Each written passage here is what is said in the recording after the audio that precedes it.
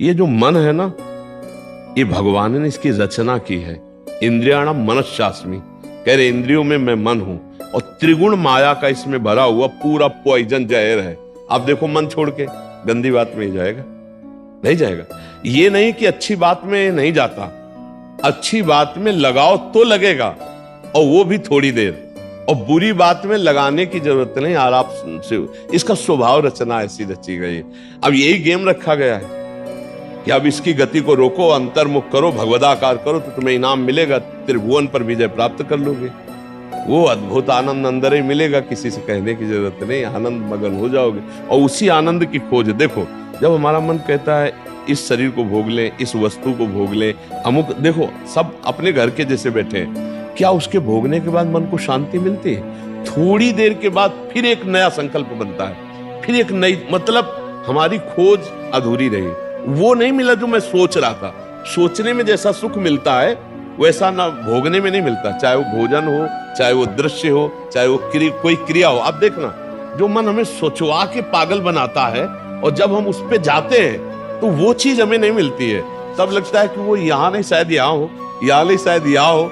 ऐसे भटकते पूरा जीवन व्यतीत हो जाता है। बुद्धिमान वो है जो 2-4 कदम में ही लौट आवे कि गलत दिशा में जा रहे हैं, पर हम पूरा जीवन चलते रहते हैं, लौटने की बात ही नहीं आती।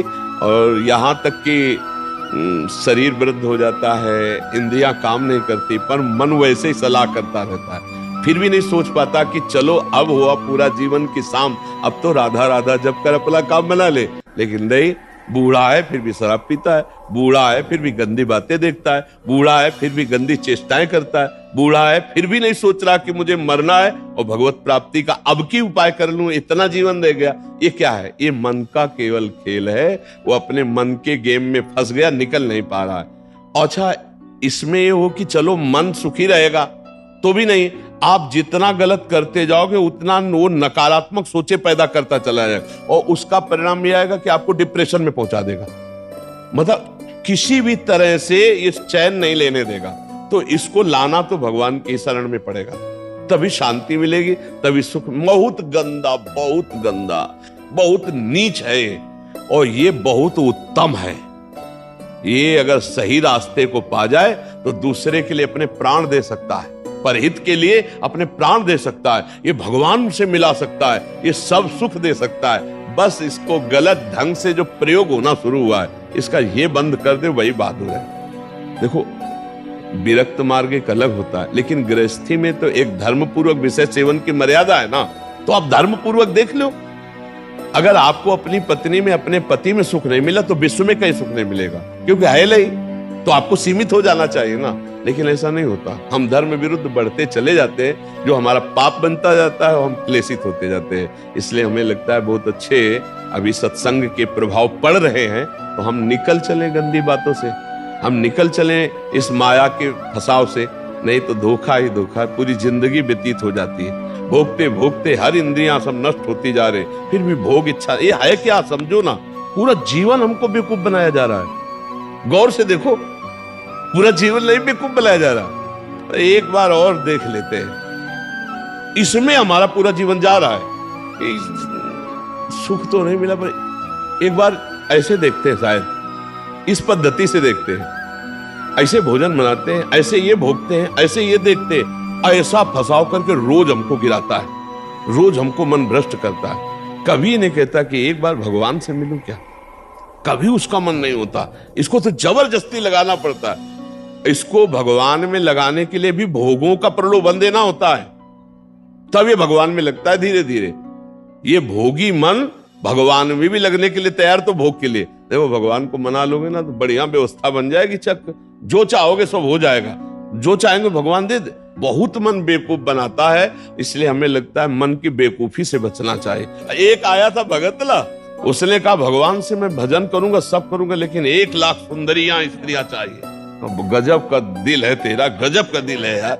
जिनके एक है ना, वो कभी कभी एकांत में ऐसे बैठते हैं। तो इसीलिए मल की कहीं में मत रखो, बहुत बड़ा भूत है, ये परेशान कर देगा, नष्ट कर देगा। इसे सतमार्ग में लाओ, भगवत मार्ग में लाओ, तभी आनंद की। इसकी केवल चाल है, ये नहीं ये नहीं ये, वो है कहीं नहीं। पक्का समझ लीजिए। ये हमारे को भ्रम पैदा करता, कुछ नहीं है। नाम जप करो, सत्संग करो, धर्म पूर्वक विषय भोगो, हम मना नहीं करते, एक उसे सीमा में रख के भोगो धर्म में। तो उससे क्या होगा, तुम्हें घृणा हो जाएगी। धर्म पूर्वक विषय भोगने से घृणा हो जाती है कि यार, और जो ये व्यसन करके और फिर इधर उधर मन, तो पाप के कारण बुद्धि ठीक निर्णय नहीं देती और बुढ़ापे तक पापाचरण, फिर दुर्गति को प्राप्त होते हैं। अभी समय है, अभी मन को समझा लो, मन को समझ। यही 5 भोग हैं, शब्द, स्पर्श, रूप, रस, गंध, इसी में मनुष्य फंसा है और इन्हीं भोगों से हमारी दुर्गति हो जाती है। बोलो अभी तक फाइनल में अगर बोला जाए तो अभी तक क्या है अपने पास? कोई अनुभव है क्या? बस एक ही है कि एक बार और चांस मिल जाए, बस किसी भी विषय का, मतलब किसी भी विषय का। मन में हर बार ये रहता कि अब की बार, लेकिन कभी अब की बार पूरी ही नहीं हुआ। तो इसको रोकना जरूरी है कि भजन, साधन, धर्म पूर्वक विषय सेवन और समाज की सेवा। कभी एक बार ऐसा करके देखना, कोई बूढ़ा ऐसा भूखा प्यासा फुटपाथ में पड़ा हो और उसको कभी अपने घर लाना, नहलाना, धुलाना, कपड़े पहनाना और भोजन पवाना। फिर वो जब तुम्हारी तरफ देखेगा तो तुम्हें जो सुख होगा वो जिंदगी में किसी भी भोग में नहीं मिला होगा। आप लिख लेना हमारी बात। कभी कोई बीमारी से तड़प रहा हो, किसी के सेवा का वहां कोई अवसर नहीं है और आप सेवा का अवसर देकर उसे आप स्वस्थ करो, आप अस्पताल ले जाओ, फिर जो आपको सुख मिलेगा हम आपको कैसे बताएं। वो भगवान का आशीर्वाद होता है। जब कोई बूढ़ा, कोई बीमार, कोई असहाय, और जब आप उसकी सहायता करते हो तो उसके हृदय से जो आशीर्वाद, वो सुख जो मिलता है। जैसे हम आपको एक दिन करके देखना, तुम अपना भोजन बढ़िया जो है कोई ऐसे भूखे को खवा देना जो भूखा बैठा हो, और ऐसे जल्दी और आप देखो उसको पाते हुए, और उस दिन आप वो भोजन ना पाओ, उसे पवा दो, तो आपको जो सुख मिलेगा वो 56 प्रकार के भोग पाने में भी कभी सुख नहीं मिला होगा। वो सुख परहित करने से, दूसरे को सुख पहुंचाने से जो हृदय शीतल होता है वो कभी किसी से नहीं होता। इसलिए मानव जीवन के लिए मन को थोड़ा विरुद्ध जो चलने वाला है उसके विरुद्ध आप बनो, उसे सतमार्ग में लगाओ। अब देखो आजकल ऐसी बुद्धि बिगड़ गई कि अपने पूज्य माता पिता को ही बच्चे दुख दे रहे हैं, डंडा थप्पड़ मारना। क्या यार, आज के जवान ने माता पिता के साथ ऐसा व्यवहार करते हैं। अगर थोड़ा भी अध्यात्म से जुड़े होते तो मुझे लगता है शायद ऐसा नहीं करते, नहीं ना। धर्म से जुड़े होते, अध्यात्म से जुड़े होते, ऐसे माता पिता तो भगवान होते हैं। उनकी आंखें नहीं, उनको नहलाओ धुलाओ, किसी मंदिर जाने की और जरूरत नहीं, उनको भोग लगाओ, उनको पवाओ, उनका जो आशीर्वाद है लोक परलोक तुम्हारा सब बना देगा। लेकिन जब अध्यात्म से नहीं जुड़े तो लगता है कौन इनको, ये क्या है? ये है मन का वो पापी मन। देखो कैसे पाप कराता है, कैसे निगेटिव चलाता है कि अब ऐसे पुत्रों की क्या दुर्गति होगी। तो कभी अगर ऐसा अवसर किसी को मिले कि कोई फुटपाथ में ऐसे तड़प रहा हो तो आपको जरूर लगेगा कि काहे को बोझा ले, लेकिन आप उसका अगर बोझा ले लिए तो भगवान तुम्हारा बोझा ले लेंगे। जन्म जन्मांतरों के पाप नष्ट हो जाते हैं जब ऐसे दीन दुखी आशीर्वाद देते ना, उसे भगवान का आशीर्वाद समझना है। और जब माता पिता अंदर से साफ देते ना कि भोगोगे, तो फिर भगवान भी नहीं टाल पाते, फिर भोगना पड़ता है। इसलिए धर्म से चलो, किसी का अपराध मत करो, गंदी बातों में मन को न जाने दो, खूब नाम जप करो, यही मनुष्य जीवन का लाभ लो। मनुष्य जीवन एक दिव्य जीवन है, इसका एक दिव्यता का लाभ है। यार देखो, अगर हम ना चाहे तो पूरी बाजार से निकल जाए कोई सामान दुकान की आके हमारी लिपट थोड़ी जाती है। हम जहाँ खड़े होंगे, जहाँ खरीदेंगे, वही जो वस्तु हमें मिलेगी। तो अगर हम निश्चय कर लिया कि मुझे मांस नहीं खाना, मुझे शराब नहीं पीना, मुझे पराई माता बहनों की तरफ गंदी दृष्टि नहीं करनी, तो मुझे कौन गिरा देगा? आप सोचो, हमारे निश्चय में कमजोरी, तभी हम डरते हैं कि कहीं गिर न जाए। ऐसे कैसे? हाँ, कुछ कमियां ऐसी होती हैं जिससे अहंकार का नाश किया जाता है। जैसे आवाज आता है ना कि हम जितेंद्री, हम ऐसे, और भगवान को अहंकार पसंद नहीं तो छोड़ देते हैं। देखो जितेंद्रियता करके, तब जब रोता है कि प्रभु मैं तो नीच किसी काबिल नहीं, तब भगवान फिर उठा लेते हैं। नाम जप करो तब मजबूत ब्रेक लग जाएगी। कोई कैसे गिरा सकता है? कैसे गिरा सकता है? नहीं गिरा सकता। बात मान ली, बस हो गया। बात मानने से होता है। देखो, हमारी बात ना मानो, कंठी बंधवा लो, तिलक लगा लो, सब कर लो, कल्याण नहीं होगा। हमारी बात मान लो, कल्याण हो जाएगा। बात मानने का चेला होता है ये कोई सांसारिक थोड़ी कि भैया जैसे सांसारिक संबंध होते हैं ऐसे गुरु शिष्य का संबंध आज्ञा पालन से होता है। गलत नहीं करूंगा, जैसा कहोगे वैसा चलूंगा। अब आपने कह दिया, अब ये नाम जप करूंगा, बस हो गई बात। बात ये है कि हमको अब महत्व कर लेना है। अरे बोले ऐसे कह दिया था सिया राम राम राम जपो, तो गुरु मंत्र तो मिला नहीं। तो कभी गुरु मंत्र मिल भी जाएगा तो लाभ नहीं मिल पाएगा, क्योंकि आपको संत वचन गुरु के वचन पर विश्वास ही नहीं हुआ। गुरु के वचन प्रतीति न जेहि, फिर स्वप्न में भी लाभ नहीं मिल। मान लिया हो गया हमारा सब कुछ, अब हम राम राम जप करेंगे, अच्छे आचरण से चलेंगे तो यही नाम आपको बल दे देगा। जो आप कहते हो ना कि ऐसा बल कैसे आए, इसी नाम से आता है बल। माया पर जीतने का जो बल है वो भगवान की कृपा से, उनके नाम बल से आता है। देखो नाम में इतनी सामर्थ्य, भगवान को अधीन कर लिया। सुमीर पवन सुत पावन नामो अपने बस कर राखे, फिर और क्या, काम क्रोध को जीत लो तो कौन बड़ी बात। भगवान अजित जीत गए। भगवान कह रहे प्रति उपकार करो का तोरा, सन्मुख हो न सकत मन मोरा, तुम संतात उरिन में नाही। नाम जप करते हुए समाज सेवा, भगवत सेवा, माता पिता की सेवा, बस इससे बढ़िया वो साधना क्या है। अब बढ़िया गंगा जी से कपड़ा धो के लाए और फिर नाली में डुबो दिए तो फिर गड़बड़ हो जाएगा। नहीं, मानव दे थोड़ा विवेक है। धर्म से विषय सेवन करो, पापाचरण करोगे तो फिर वहीं पहुंच जाओगे, नरक है। कर्मों की बड़ी गति है, इसलिए नाम जप कर लो और ये जीवन सार्थक। अच्छा, नाम जपने में सबसे बढ़िया बात ये कि इसमें बैठने की बात नहीं करे कि आप पद्मासन लगा के बैठो, क्योंकि दिन भर काम करो, राम राम राम राम, अंदर से राम राम चल रहा, फावड़ा चला, राधा राधा राधा राधा, हर काम होता रहेगा। जब युद्ध हो सकता है मामुनिस्मर युद्ध से, तो युद्ध से खतरनाक कोई काम तो है नहीं। दूसरे की गर्दन काट ली, अपनी गर्दन बचानी युद्ध में, और भगवान अर्जुन को कह रहे मेरा स्मरण करते हुए युद्ध कर, तो इसका मतलब भगवत नाम जप करते हुए सब काम हो सकता है। ठीक है, तुम नाम जप करो और अच्छे बनो, इसी जन्म में भगवान को प्राप्त किया जाए, भगवान की स्मृति में डूबा जाए। अगर आपने भगवत प्राप्ति का कार्य इस जन्म में पूरा नहीं किया तो पहला दंड आपको मिलेगा बिना किसी कर्म के, इस बात का कि आपने भगवत प्राप्ति क्यों नहीं की, आपको चांस दिया गया।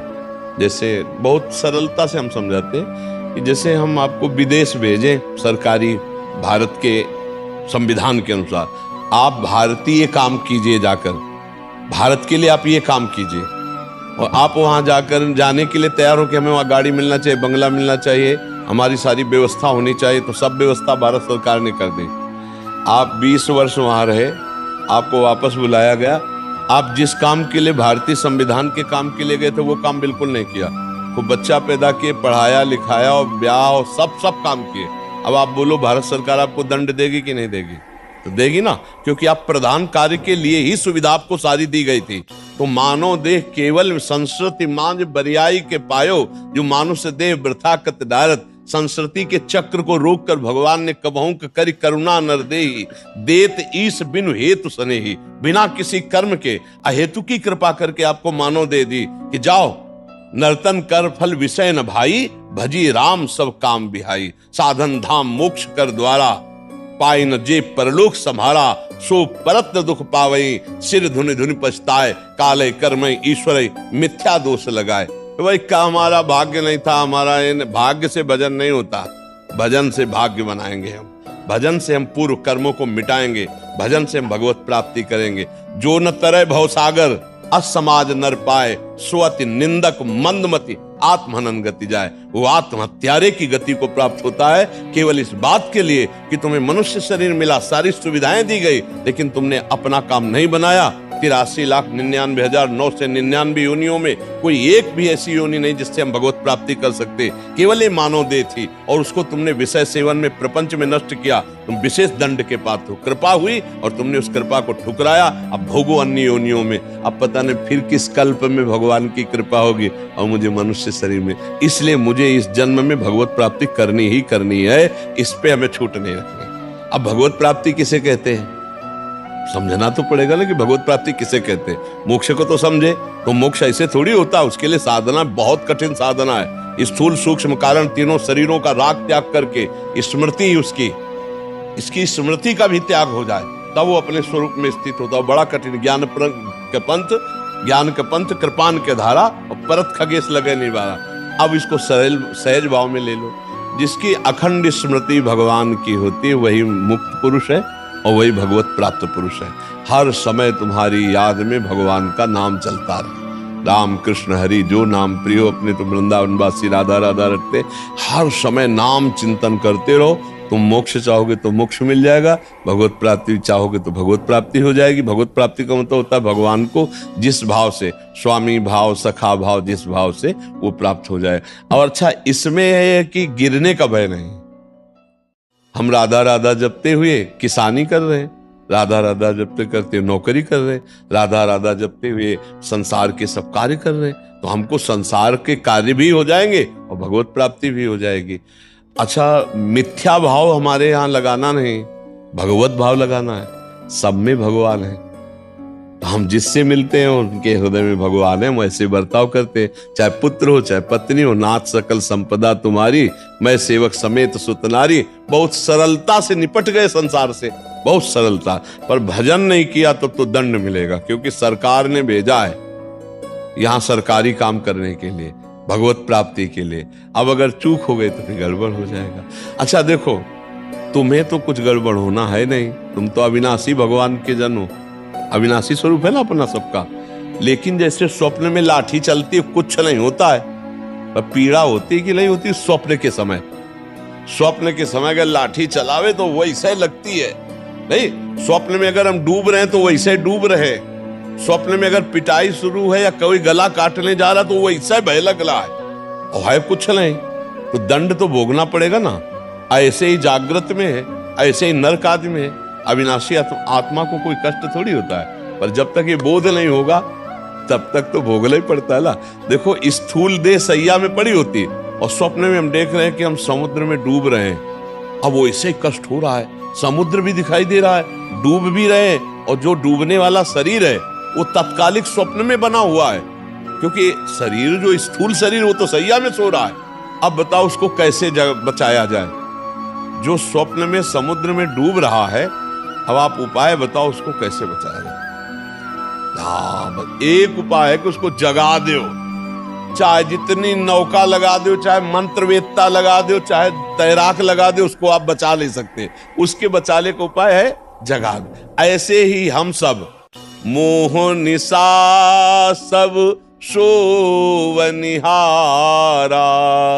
देखे स्वप्न अनेक प्रकारा, यही जग जामिनी जागे जोगी, परमारथी प्रपंच वियोगी, जाने सुत वही जीव जग जागा, जब सब विषय विलास विरागा।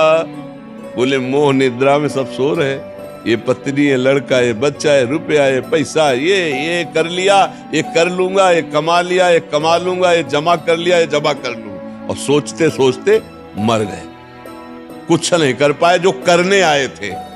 अब कोई सदगुरु जगा दे, ए उठ, मोह निद्रा में सो रहा है, तो जानिस तबै जीव जग, जब सब विषय विलास विरागा, तभी जानना सत्संग का रंग चढ़ रहा है। जब गंदी बातें छूटने लगे और अच्छे आचरण होने लगे और भगवान नाम जप होने लगे, तो जान लेना आप जाग रहे हैं, और जग गए तो स्वप्न के जैसे सारे दुख मिट जाते हैं, ऐसे तुम्हारे सारे पाप, दुख, चिंता, शोक सब नष्ट हो जाएंगे। पर जगना पड़ेगा, बिना जगे नहीं हो सकता। बिना जगे एक ही उपाय है, जगना पड़ेगा, अर्थात भगवत प्राप्ति करना पड़ेगा, नहीं तो दुख से पिंड नहीं छूटेगा। है झूठा पर बहुत जोर का फुसकार मार के काटता है। झूठा सांप है, रस्सी का सांप, पर ऐसा काटता है, वो ऐसा अनुभव होता है कि जहर चढ़ गया, पक्का। देख लो सब पूरा जहर चढ़ा हुआ है और कुछ नहीं हुआ। आत्म तत्व को ना कभी फर्क पड़ा था, ना पड़ रहा है और ना पड़ेगा। पर भैया ये स्वप्न है, बड़ा दीर्घ स्वप्न है, इससे जगो, उमा कहूं मैं अनुभव अपना, और सत हरि भजल, और जगत सब सपने में हो। ना कोई माता था, ना कोई पिता था, ना है और ना रहेगा। ऐसे ये रूप एक दिन नहीं दिखाई देगा, लाख उपाय कर लेना, मिट्टी में मिल जाएगा, खत्म। फिर ना पहले था ना बाद में रहेगा, बीच में प्रवचन कर रहा है, इसका क्या भरोसा। स्वाप्निक है ये स्वाप्निक है। जो इसके अंदर है वो सत्य है, और अंदर वाले से परिचय नहीं हुआ, बाहर वाले का टिकेगा नहीं। भाई इसी में हम झूठे में मारे जाते हैं, हर जन्म में मारे जा रहे हैं हम। झूठे से प्रेम करते हैं बाहरी, और वो टिकता ले, और जो अंदर का है उससे प्यार हुआ ले, खाली हाथ फिर। तो एक बार तो यार इस पर विचार करो कि मेरे जीवन का परम लाभ क्या है। भगवान का चिंतन, भगवत प्राप्ति, इसी से परम लाभ मिलेगा।